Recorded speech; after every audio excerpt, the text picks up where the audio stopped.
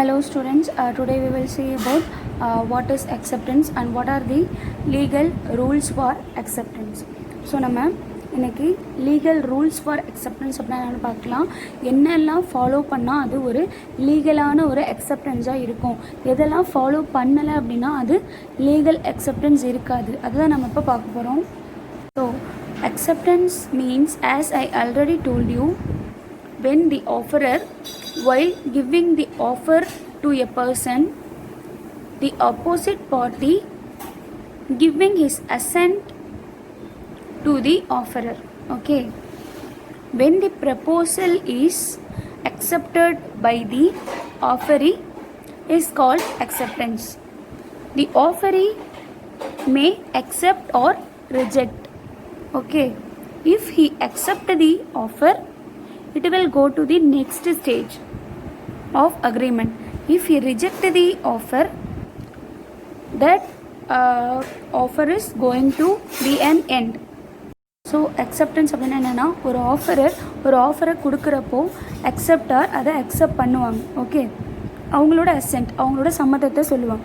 Okay, இதை நான் ஏற்றுக்கிறேன், இல்லை இதை நான் ஏற்றுக்கல. மேபி ரிஜெக்டும் பண்ணலாம், அக்செப்டும் பண்ணலாம். ரிஜெக்ட் பண்ணாங்கன்னா அதோட அந்த ஆஃபர் எண்ட் ஆகிடுது. அக்செப்ட் பண்ணாங்கன்னா offer, acceptance, promise, application, agreement, contract அப்படிங்கிற அடுத்தடுத்த லெவலுக்கு வந்து அது போகும்.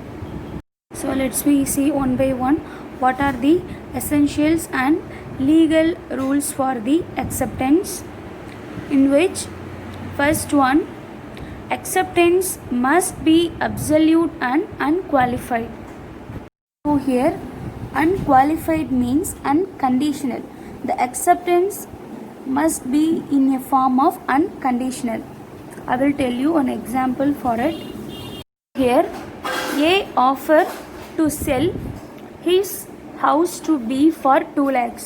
A என்ன பண்ணியிருக்காங்க, அவங்களோட ஹவுஸை 2 lakhsக்கு Bக்கு ஆஃபர் பண்ணியிருக்காங்க, நீங்கள் வாங்கிக்கிறீங்களா அப்படின்னு. B என்ன பண்ணணும், அக்செப்ட் பண்ணாங்கன்னா ஓகே நான் வாங்கிக்கிறேன் 2 lakhs அப்படின்னு சொல்லியிருக்கணும்.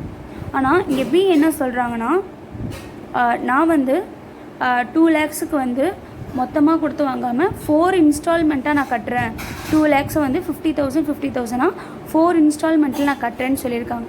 ஸோ இங்கே என்ன வச்சுருக்காங்கன்னா, அவங்க ஒரு கண்டிஷனை வச்சுருக்காங்க. அக்செப்டன்ஸ் எப்படி இருக்கணும்னு சொன்ன ஃபஸ்ட்டே, it must be and unconditional. Here this is not a valid acceptance. So the offerer reject the acceptor's acceptance due to conditions given by the acceptor. Second one, acceptance must be communicated. அப்படின்னா என்னன்னா, the offerer while giving the offer to the offeree should communicate his assent or he should convey his assent. Okay, otherwise the offer or acceptance is not a valid one. Tell you an example for it. என்ன அப்படின்னா, ஒரு railway company manager என்ன பண்ணுறாங்கன்னா, ஒரு அக்ரிமெண்ட்டை பார்க்குறாங்க, கோல் சப்ளைவை பற்றின ஒரு agreement. அதை படித்து பார்த்துட்டு ஓகே அவங்க வந்து அதை அக்செப்டும் பண்ணியிருக்காங்க. பட் அவங்க என்ன பண்ணியிருக்காங்கன்னா, கான்ட்ராக்டில் வந்து அந்த ஆஃபர் பேப்பரில் அப்ரூவ்டு எல்லாமே நோட் பண்ணிட்டாங்க, அவங்க அக்செப்டும் பண்ணிட்டாங்க. பட் என்ன பண்ணிட்டாங்கன்னா, அதை வந்து சென்ட் பண்ணுறதுக்கு மறந்துட்டாங்க. அக்செப்ட் பண்ணிவிட்டு ஆஃபருக்கு கம்யூனிகேட் பண்ணுறதுக்கு மறந்துட்டாங்க. அவங்களோட டேபிள் ட்ராயர்லேயே வச்சுட்டு ஓகேவா மறந்துட்டாங்க.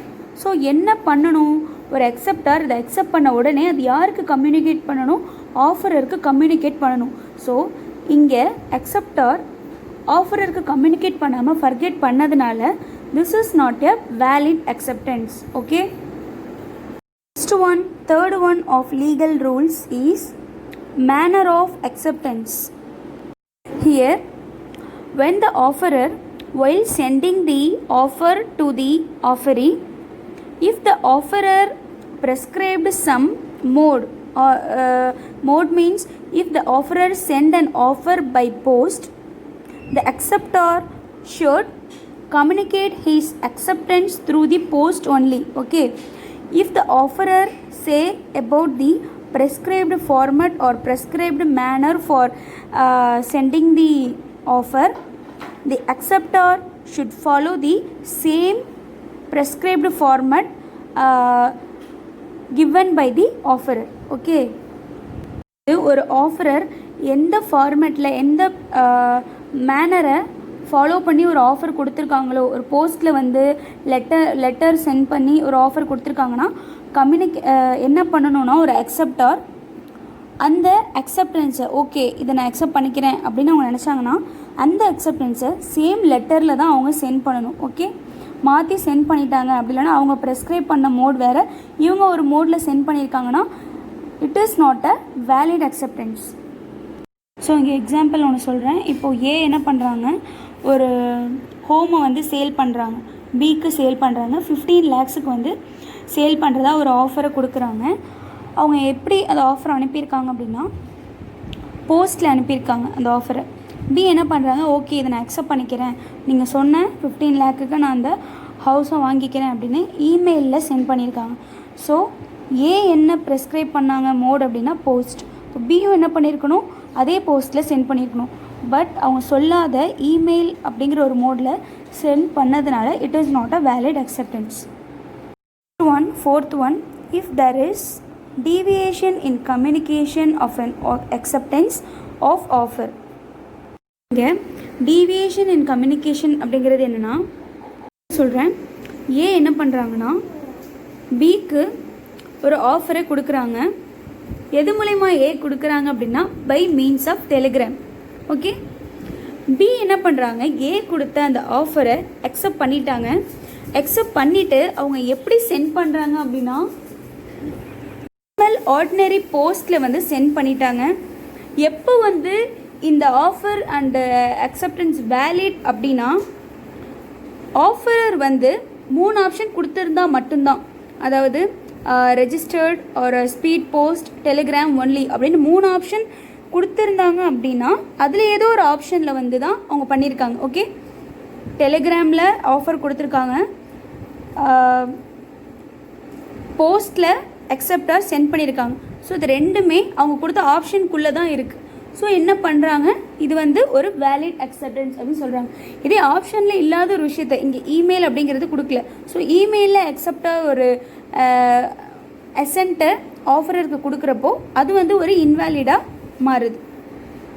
Next one, acceptance of offer must be made by offer, not a third party. So I will tell you an example for it. ஏ என்ன பண்ணுறாங்கன்னா ஒரு ஸ்கூலில் ஹெட்மாஸ்டர்ஷிப் அப்படிங்கிற ஒரு வேக்கன்சி இருக்குது. ஓகே, ஸோ அதுக்கு வந்து ஒரு அப்ளை பண்ணுறாரு. ஓகே, ஸோ அப்ளை பண்ணுறப்போ ஹெட்மாஸ்டருக்கு அப்ளை பண்ணுறப்போ என்ன பண்ணுறாங்கன்னா அந்த அப்பாயிண்டிங் அத்தாரிட்டி, அதாவது செலக்ட் பண்ணுவாங்க பார்த்தீங்களா, அவங்க என்ன பண்ணுறாங்க, செலக்ட் பண்ணிட்டாங்க. பட் என்ன பண்ணலை, கம்யூனிகேட் பண்ணலை. ஏகிட்ட செலக்ட் பண்ணியாச்சு அப்படிங்கிற விஷயத்த கம்யூனிகேட் பண்ணலை. ஓகே, அப்படியே இருக்குது. ஸோ அதுக்கப்புறம் என்ன ஆச்சுன்னா அங்கே ஒர்க் பண்ணுற வேறு யாரோ என்ன பண்ணுறாங்க, வேறு யாரோ ஒரு இண்டிவிஜுவல் இந்த விஷயத்தை பற்றி இன்ஃபார்ம் பண்ணிடுறாங்க, ஏகிட்ட இன்ஃபார்ம் பண்ணிடுறாங்க. இது மாதிரி உங்களை செலக்ட் பண்ணிட்டாங்க, அப்ரூவ் பண்ணிட்டாங்க அப்படிங்கிற விஷயத்த இன்ஃபார்ம் பண்ணிட்டாங்க. யார் இன்ஃபார்ம் பண்ணல, அப்ரூவ்டு அத்தாரிட்டி இன்ஃபார்ம் பண்ணலை, தனிப்பட்ட ஒரு இண்டிவிஜுவல் இன்ஃபார்ம் பண்ணியிருக்காங்க. அதுக்கப்புறம் என்ன ஆச்சுன்னா சப்சிக்வெண்ட்லி அப்படின்னா அதுக்கப்புறம் என்ன ஆச்சுன்னா அப்பாயிண்ட் பண்ண அந்த அத்தாரிட்டியை என்ன பண்ணிடுறாங்க, கேன்சல் பண்ணிடுறாங்க. ஃபஸ்ட்டு ஹெட்மாஸ்டர்ஷிப்புக்கு அவங்கள செலக்ட் பண்ணிவிட்டு அதுக்கப்புறம் அவங்களே கேன்சல் பண்ணிடுறாங்க. ஸோ ஏன் என்ன பண்ணுறாங்கன்னா இந்த விஷயம் தெரிஞ்சதுக்கப்புறம் கோர்ட்டில் போயிட்டு கேஸ் போடுறாங்க. ஓகே, ஷியூ அப்படின்னா கோர்ட்டில் போயிட்டு கேஸ் போடுறது. ஓகே, ஸோ கோர்ட் என்ன பண்ணுறாங்க, நல்லா அனலைஸ் பண்ணிவிட்டு ஏவை வந்து என்ன பண்ணிடுறாங்க, இல்லை இது வந்து அக்செப்ட் பண்ண முடியாது, ஏக்கு ஆப்போசிட்டான ஒரு ஜட்ஜ்மெண்ட்டை கொடுத்து விடுறாங்க. ஏன் இந்த மாதிரி ஜட்ஜ்மெண்ட் கொடுத்தாங்க அப்படின்னா யார் வந்து அப்பாயிண்டிங் அத்தாரிட்டியோ அவங்க வந்து அந்த விஷயத்தை கம்யூனிகேட் பண்ணலை. ஓகே, ஏகிட்ட கம்யூனிகேட் பண்ணியிருந்தால் மட்டும்தான் இது வேலிட் ஒன். யாரோ ஒருத்தவங்க தெரியாத ஒரு இண்டிவிஜுவல் அன்ஆத்தரைஸ்டு பர்சன் மூலயமா தான் ஏக்கு தெரிய வந்திருக்கு, அவங்க அந்த ஜாபில் வந்து அப்ரூவ் ஆனதே. ஸோ இங்கே இன்வேலிட் அப்படின்னு சொல்லிட்டு ஏ போட்ட அந்த ஏ என்ன போட்டிருப்பாங்கன்னா கோர்ட்டில் கேஸ் போட்டாங்க பார்த்தீங்களா, அது வந்து செல்லாது அப்படின்னு சொல்லிடுறாங்க.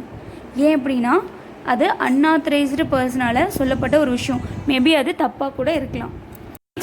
Sixth one acceptance must be communicated to offerer.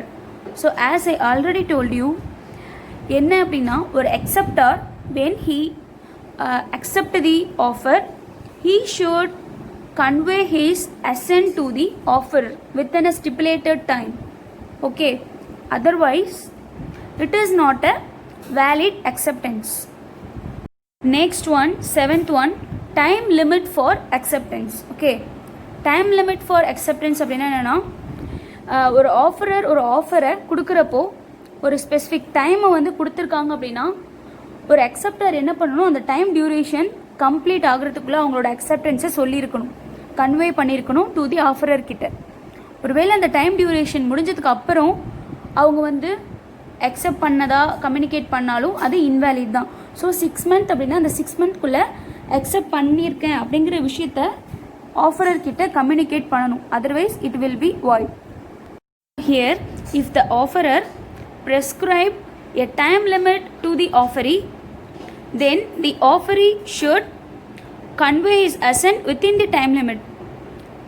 Okay, or if the offerer does not have prescribed any time limit, then here the offeree convey his assent within a reasonable time. I will tell you an example for it. என்ன பண்ணுறாங்கன்னா ஒரு கம்பெனியில் ஷேரை வந்து நான் வாங்கிக்கிறேன், உங்கள் கம்பெனியோட ஷேரை நான் வந்து இத்தனை ஷேர் வாங்கிக்கிறேன் அப்படின்னு ஒரு ஆஃபர் கொடுக்குறாங்க. எப்போ கொடுக்குறாங்கன்னா ஜூனில் கொடுக்குறாங்க. ஓகேவா? ஸோ ஜூனில் வந்து வாங்கிக்கிறேன் அப்படின்னு சொல்லி கொடுக்குறாங்க ஸோ அது வந்து அந்த கம்பெனி என்ன பண்ணியிருக்காங்க அப்படின்னா கேட்டது ஜூனில் கேட்டிருக்காங்க ஷேரை. அந்த கம்பெனி எப்போ அலாட் பண்ணியிருக்காங்க ஷேருனா நவம்பரில் அலாட் பண்ணியிருக்காங்க. ஓகேவா? ஜூன் ஒரு மந்த்து, நவம்பர் ஒரு மந்த், எவ்வளோ டிஃப்ரெண்ட் இருக்குன்னு பாருங்கள். ரொம்ப டைம் எடுத்துக்கிட்டதுனால என்ன பண்ணுறாங்க, கம்பெனி அலாட் பண்ணியிருந்தாலும் அதை வாங்க மறுத்துட்டாங்க. Refused to take the shares. அப்படின்னா வந்து கேட்டது ஒரு மந்த்து, அலாட் பண்ணது ஒரு மந்த். ஓகே, ஸோ ரீசனபிள் டைமை விட அது ரொம்ப தாண்டிடுச்சு, 5 months ஆயிடுச்சு. So it is not a valid acceptance. So A, reject the or refuse the company to buy the shares. Next one, 8th one, acceptance of offer may be expressly or impliedly or by performance of conditions. Here expressly means words are spoken or written. Here implied means acceptance by consideration or performance of conditions. Okay, acceptance எப்படிலாம் இருக்கலாம், எப்படிலாம் இருந்தால் valid அப்படின்னு சொல்கிறாங்கன்னா, இப்போ ஒரு offerer வேர்ட்ஸில் send பண்ணியிருக்காங்க ஒரு ஆஃபர் அப்படின்னா அக்செப்டாரும் என்ன பண்ணணும், வேர்ட்ஸில் சென்ட் பண்ணணும். இப்போ ஆஃபரர் ஸ்போக்கனில் ஒரு ஆஃபர் கொடுக்குறாங்கன்னா அக்செப்டாரும் என்ன பண்ணணும், ஸ்போக்கனில் கொடுக்கணும். Okay, so when the offerer given the offer by express, the acceptor also follow the same mode. If the offerer giving their offer by means of implied, okay, the acceptor should follow the same mode, right? Next one, 9th one, mere silence is not acceptance of the offer. அப்படின்னா என்னென்னா, ஒரு offerer ஒரு offer கொடுத்தப்போ acceptor எதுவுமே சொல்லாமல் இருந்தாங்க அப்படின்னா it is not a acceptance. Okay, tell you one example for it. என்ன பண்ணுறாங்க, பியோட ஹவுஸை 5 lakhக்கு வந்து வாங்கிக்கிறேன் அப்படிங்கிற ஒரு ஆஃபரை வந்து வந்து பிக்கு கொடுக்குறாங்க. ஓகே, என்ன வந்து ரைட் பண்ணியிருக்காங்க அப்படின்னா அதில் பிக்கு கொடுக்குற அந்த லெட்டரில் நீங்கள் வந்து நான் கொடுத்த ஆஃபருக்கு எதுவுமே சொல்லலை, ரிப்ளை எனக்கு பண்ணலை, ரெஸ்பான்ஸ் பண்ணலைன்னா நான் வந்து நீங்கள் ஒத்துக்கிட்டீங்க நான் எடுத்துக்கிறேன், அதாவது நீங்கள் சம்மதிச்சிட்டீங்க நான் எடுத்துக்கிறேன் அப்படின்னு அவர் எழுதியிருக்கார். ஓகே, பி என்ன பண்ணல, அதே மாதிரி ஏ கொடுத்த ஆஃபரை பார்த்துட்டு எந்த ரெஸ்பான்ஸும் பண்ணலை. பி வந்து இல்லை நான் அந்த என்னோடய ஹவுஸ் வந்து நான் விற்க விரும்பலை அப்படின்னு சொல்லலை, ஓகே அப்படின்னு சொல்லலை. ஸோ பி எந்த ரெஸ்பான்ஸும் பண்ணலை. ஸோ அதுக்காக என்ன பண்ண முடியாது, ஏ வந்து ஓகே நீங்கள் எதுவுமே சொல்லலை, ஸோ இந்த ஹவுஸை வந்து நான் 5 lakhக்கு வாங்கிக்கிறேன் அப்படிங்கிறதா நானே அசியூம் பண்ணிக்கிறேன் அப்படின்லாம் சொல்ல முடியாது. ஓகே, எந்த ஒரு கன்க்ளூஷனுக்கும் வர முடியாது. ஏன் அப்படின்னா, if any person offerer or offeree make silence, okay, it is not a valid offer or valid acceptance. ஒரு விஷயத்தை ரிஜெக்ட் பண்ணணும், அப்படி இல்லைன்னா அக்செப்ட் பண்ணணும். அப்படி இருந்தால் மட்டும்தான் அது வேலிடாக இருக்க முடியும். அக்செப்ட் பண்ணாங்கன்னா அது அடுத்த ஸ்டேஜுக்கு போகும், அக்செப்ட் பண்ணலைன்னா அங்கேயே it will be going to end. If they make any silent, it is not a valid one.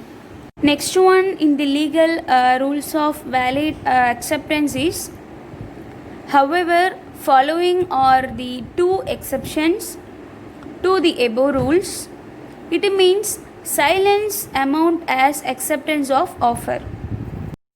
இப்போ சொல்கிற சில கேசஸ் வந்து மேலே சொன்ன அந்த 9 கேசஸ்க்கு எக்ஸப்ஷன்ஸாக இருக்கலாம். ஏன் அப்படின்னா, சைலண்ட்டாக இருந்தாங்க, எந்த விஷயமும் சொல்லாமல் சைலண்ட்டாக இருந்தாங்க அப்படின்னா அது வந்து இன்வேலிட். அதை வச்சு எந்த கன்க்ளூஷனுக்கும் வர முடியாதுன்னு ஃபஸ்ட்டு சொன்னோம். ஆனால் சில விஷயத்தில் அது வந்து பாசிபிள். எப்படி அப்படின்னா, ஒரு கஸ்டம், ஒரு யூசேஜ் ஆஃப் ட்ரேட், அதிலெலாம் வந்து ஆஃபர் அக்செப்டன்ஸ் பண்ணுறப்போவே ஒரு ஆஃபரர் வந்து இன்கேஸ் அந்த ஆஃபர் கொடுக்கும் போதே ஸ்பெசிஃபை பண்ணிட்டாங்கன்னு வச்சுக்கோங்க. நீங்கள் நான் ஒரு ஆஃபர் கொடுக்கும் போது சைலண்ட்டாக இருந்தீங்கன்னா நான் வந்து இதை அக்செப்டன்ஸாக எடுத்துக்குவேன், அது வந்து உங்களுக்கு ஓகேவா அப்படிங்கிறத முன்னாடியே கேட்டு அக்செப்டார் அதை சம்மதிச்சு இருந்தாங்க அப்படின்னா, உங்களுக்கு புரியுதா? அதாவது என்னென்னா, ஒரு ஆஃபர் கொடுக்கும் போதே அந்த டேர்ம்ஸ் அண்ட் கண்டிஷனில் அவங்க எக்ஸ்பிளைன் பண்ணிவிடுவாங்க. நீங்கள் நான் கொடுக்குற ஆஃபரை ஒன்று அக்செப்ட் பண்ணணும், இல்லை ரிஜெக்ட் பண்ணணும். ஒருவேளை நீங்கள் சைலண்ட்டாக இருந்தீங்கன்னா நான் வந்து அதை நீங்கள் அக்செப்ட் பண்ணதான் எடுத்துக்கவா அப்படின்னு கேட்குறப்ப அவங்க ஓகே சொன்னாங்கன்னா, the silence of offeree will be considered to be a acceptance. Okay, அதே மாதிரி ஒரு ரெஃப்யூசல் கொடுக்காம இருந்தாங்கன்னா, ஒரு ஆஃபர் கொடுக்கும்போது இல்லை வேணாம் அப்படின்னு ரெஃப்யூஸ் பண்ணாமல் இருந்தாங்கன்னா, நான் ரெஃப்யூசலாக இருந்துச்சு அப்படின்னா அதை நம்ம ஒரு அக்செப்டன்ஸாக எடுத்துக்கலாம். முன்னாடியே இந்த விஷயத்தை அக்செப்டார் கிட்ட நம்ம கன்வே பண்ணியிருந்தால் மட்டும். Okay, next one, last one, acceptance subject to the contract is no acceptance.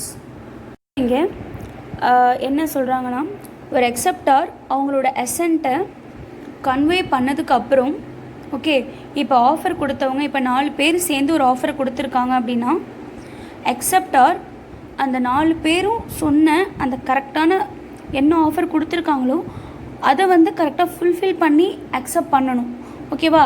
ஒரு சப்ஜெக்ட் மேட்டர் இந்த விஷயந்தான் அப்படின்னு ஒரு 4 பேரும் சேர்ந்து ஒரு ஆஃபர் கொடுக்கும் போது அதில் ஏதோ ஒரு ரூலை வந்து மீறி இல்லை ஏதோ ஒரு டிஃப்ரெண்ட்டாக ஏதோ ஒன்று இருந்துருச்சு அப்படின்னா கண்டிப்பாக வந்து அது அக்செப்டன்ஸ் ஆகாது. ஸோ ஒரு அக்செப்டார் கன்வே பண்ணுறப்போ ஆஃபரர் ப்ராப்பராக அனலைஸ் பண்ணி, ஓகே நம்ம சொன்ன ஆஃபருக்கு கரெக்டான மேட்ச் ஆகுது, அவங்களோட அக்செப்டன்ஸ் கரெக்டாக இருக்குது அப்படின்னு நினச்சா மட்டும்தான் அவங்க என்ன பண்ணுவாங்க, எல்லாருமே சேர்ந்து சைன் பண்ணால் மட்டும்தான் அந்த ஆஃபர் ப்ளஸ் அக்செப்டன்ஸ் அப்படிங்கிறது அடுத்த லெவலான அக்ரிமெண்ட் ஸ்டேஜுக்கு போகும்.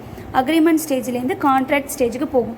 அதில் ஏதோ ஒரு சின்ன டிஃப்ரெண்ட் இருந்தால் கூட, மிஸ்டேக் இருந்தால் கூட it will B void. Here the acceptance should be matched with the offer, otherwise the acceptance will be void. Girls, hope you all will understand what I mean. Thank you. If you have any doubts, please ask me in comment. After watching the video, write watched in comment. Thank you.